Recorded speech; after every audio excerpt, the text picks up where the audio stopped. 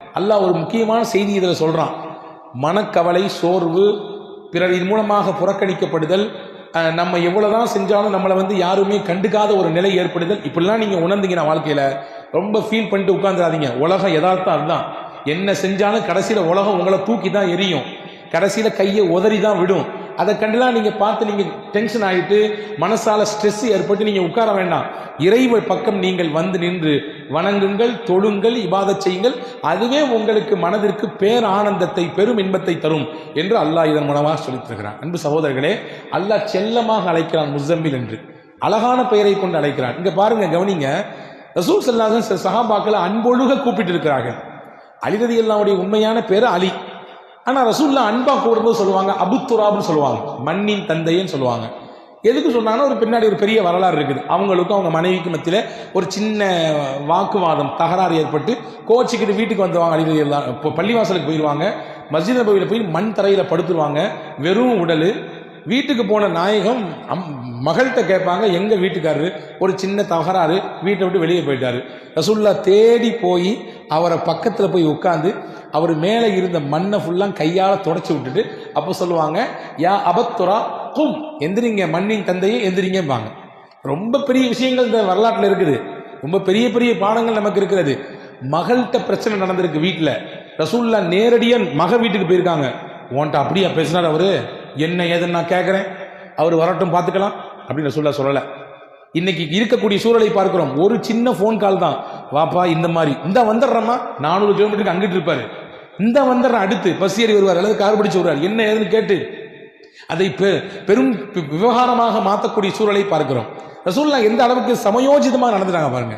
போய் நேர போய் உட்கார்ந்து அவர் முதல்ல முதுக தட்டி விடுறாங்க, மண்ணெல்லாம் தட்டி விட்டு, கும் யா அபத்துராப், எந்திரிங்க எந்திரிங்க, ஒன்றும் பிரச்சனை இல்லை வாங்கன்னு சொல்லி கூட்டு போனாங்க. ஹதீஸ்ல வருது, அலி ரலியல்லாஹு சொன்னாங்க, என் பேரு சொந்த பேரை ரசூல்லா கூப்பிடுறதை விட ரசூல்லா வச்ச பேர் எனக்கு அபுத்துராப், செல்ல பேரு, அது எனக்கு ரொம்ப பிடிக்கும், எல்லாருமே அந்த பேரை சொல்லி கூப்பிடுங்க ரசூல்லா.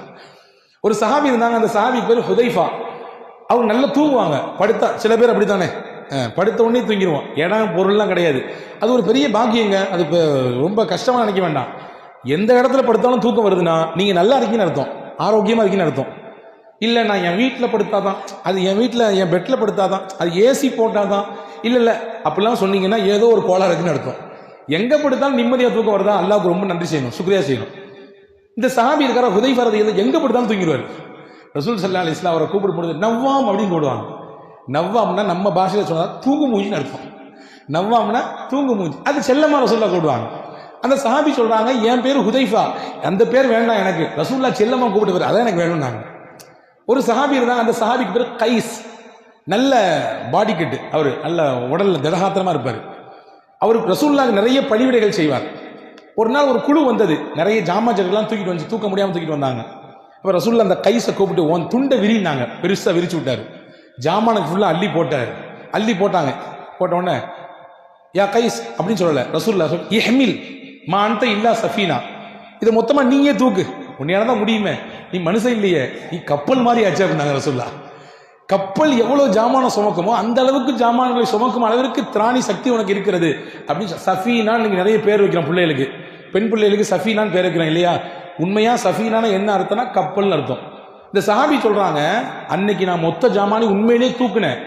நான் சொல்றேன், அந்த சஹாபி சொல்றாங்க, நான் சொல்றேன், அன்னைக்கு ஒரு ஒட்டகம் இல்ல, 2 ஒட்டகம் இல்ல, 5 ஒட்டகம் 6 ஒட்டகம் ஜாமா இருந்தாலும் ரசூலுல்லா என்னை பார்த்து கப்பல்னு சொன்னதுனால அன்னைக்கு 6 ஒட்டக ஜாமானி இல்லையா தூக்கிக்க முடியும், 6 ஒட்டக ஜாமானி இல்லையா தூக்கிக்க முடியும். ஏன்னா ரசூலுல்லா சொன்ன வார்த்தை அது, கப்பல்னு. சும்மாவா கப்பல் சும்மா இருக்குமா, எவ்வளவு ஜாமான தூக்குது, எவ்வளவு டன்களை தூக்குது. எனவே இன்னும் யாரும் என்னை பார்த்து கைசுன்னு கூப்பிடக்கூடாது, சஃபீனான் தான் கூப்பிடுனாங்க அந்த சாமி. இப்போ செல்லமா கூப்பிடக்கூடிய சில சமயத்தில் அந்த பேர் ஈர்ப்பா இருக்குது. அது மாதிரி அல்லாஹ் செல்லமா கூப்பிடுறான் ரசூலுல்லாஹ், யா அய்யுஹல் முஸம்மில், போர்வை போத்தி கொண்டிருப்பவரே. அழகான ஒரு சில பல விஷயங்களை இந்த அத்தியாயம் தாங்கி நிற்கிறது. குறிப்பாக இன்னைக்கு நான் உங்களுக்கு சொல்லக்கூடிய தகவல் என்னன்னா, இந்த முஸம்மில் சூரா சாதாரண சூரா இல்லை, ரொம்ப விசேஷமான சூரா. விசேஷமான சூறான்னா, இந்த சூறாவை யார் தொடர்ச்சியாக ஓதி வருகிறார்களோ அவர்களின் வாழ்க்கை சிறப்பாக அமையும் என்று பெருமானார் ஸல்லல்லாஹு அலைஹி வஸல்லம் சொன்னாங்க. சிறப்பான வாழ்க்கை அமைய வேண்டும் என்று எதிர்பார்க்கக்கூடியவர்கள், உலகத்தில் வாழ்க்கையும் சிறப்பாக இருக்கணும், மௌத்தும் சிறப்பாக அமைய வேண்டும் என்று நினைத்தால் தொடர்ச்சியாக சூரத்துல் முஸம்மிலை ஓதி வாருங்கள் என்று சொல்கிறார்கள். இது முஸம்மிலால் சூறாவினால் கிடைக்கக்கூடிய முதல் பயன். ரெண்டாவது பையன் என்ன தெரியுமா, வாழ்க்கையில் எல்லாத்துக்கும் கஷ்டம் இருக்கு, எல்லாத்துக்கும் சிரமம் இருக்கு, எல்லாத்துக்கும் துன்பம் இருக்கு, எல்லாத்துக்கும் நெருக்கடி இருக்குது. எல்லா நெருக்கடிக்கும் கஷ்டத்தையும் அல்லாஹ் இடத்துல நான் முறையிடுகிறோம். அதற்கு எளிமையான வழியை ரசூலுல்லாஹ் கத்து தராங்க. மன் கரஅ சூரத்துல் முஸம்மில் ருஃபிஅ அன்ஹுல் உஸ்ர ஃபித் துன்யா வல் ஆখিরা. யார் சூரா முஸம்மிலை ஓதுவாரோ அவருக்கு உலகத்தில் இருக்கக்கூடிய சிரமத்தையும் மறுமையில் இருக்கக்கூடிய சிரமத்தையும் அல்லாஹ் நீக்கி தருகிறான். நாங்கள் ஸல்லல்லாஹு அலைஹி வஸல்லம். எவ்வளவு பெரிய சுப செய்தி. என்ன சிரமமானாலும் சரி, அது உங்க குடும்பம், தொழில், நீங்க சந்திக்கக்கூடிய சமூகம், உங்க பிள்ளைங்க, உங்களை சுத்தி இருக்கக்கூடிய என்ன சிரமம் கஷ்டமானாலும், இன்னும் சில அறிஞர்கள் சொல்கிறார்கள், உங்களுக்கு கண் பாடுகள் மூலமாக அல்லது வேறு யாராவது மூலமாக ஏற்படுத்தப்பட்ட செய்வினையின் மூலமாக ஏற்படக்கூடிய கோளாறு, இதையெல்லாம் கூட முறிக்கும் ஆற்றலை அல்லாஹ் சூரத்துல் முஸம்மிலே வழங்கியிருக்கிறான் என்று சொல்கிறார்கள். இது இரண்டாவது பலன், சூரா முஸம்மினால் அதை ஓதுவதன் மூலமாக. மூன்றாவது முக்கியமான பலன், நினைத்த காரியம் நமக்கு கைகூட வேண்டும் என்று ஆசைப்பட்டால்.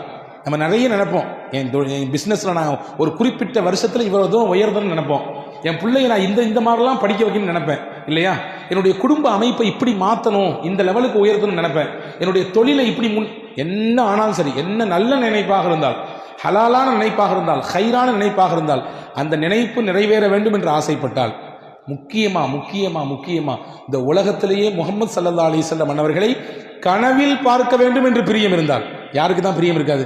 இருக்கா இல்லைங்க? எல்லாத்துக்கும், எல்லாருக்கும் இருக்குது.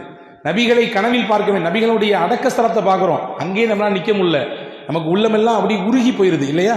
அந்த பூமானை நம்முடைய கனவிலே கண்குளிர பார்க்க வேண்டும் என்று ஒருவர் ஆசைப்பட்டால், இந்த ரெண்டும் நடக்கணும்னா ஹஸரத் ரசூல் ஸல்லல்லாஹு அலைஹி வஸல்லம் சொன்னாங்க, முஸம்மில் சூராவை தொடர்ச்சியாக ஓதிக்குவாங்க. டெய்லி ஓதுங்க, ஒரு தடவையாவது ஓதிடுங்க. ஓதினால் இந்த ரெண்டும் நடக்கும், உங்களுடைய நினைத்த காரியமும் கைகூடும். நாயகம் ஸல்லல்லாஹு அலைஹி வஸல்லம் அவர்களை நம்முடைய வாழ்க்கையிலேயே நம்முடைய கனவிலே தரிசிக்கின்ற பாக்கியத்தை அல்லாஹ் தருவான் என்கின்ற சுப செய்தியை நபிகள் சொல்லித் தருகிறார்கள். அப்படிப்பட்ட மகத்தான சூறாவை தான் இன்று நாம் ஓதியிருக்கிறோம். வல்ல அல்லாஹ் இந்த சூறாவில் என்னென்ன நன்மைகள் இருக்கிறதோ எல்லா நன்மையும் நமக்கு நம்முடைய குடும்பத்தினருக்கு நிறைவாக தந்தல் புரிவானாக. நமக்கு என்னென்ன சிரமங்கள், கஷ்டங்கள், துன்பங்கள் இருக்கிறதோ எல்லா துன்பங்களையும் கஷ்டங்களையும் இன்ஷா அல்லாஹ் ஓதுவோம் இந்த சூரா முஸம்மிலை. இதன் வழியாக அல்லாஹ் நீக்கி தருவானாக. முக்கியமாக நபிகள் பெருமானார் ஸல்லல்லாஹு அலைஹி வஸல்லம் அவர்களை நம் ஜீவிதத்திலேயே நம்முடைய வாழ்க்கையிலேயே கனவிலே கண்டுகளித்து ஆனந்த பரவசம் அடைகிற நல்ல பாக்கியத்தை உங்களுக்கும் எனக்கும் எல்லா மக்களுக்கும் வழங்கியல் புரிவானாக. ஆமீன். வாஹிரு தாவானா அல்ஹம்துலில்லாஹி ரப்பில் ஆலமீன்.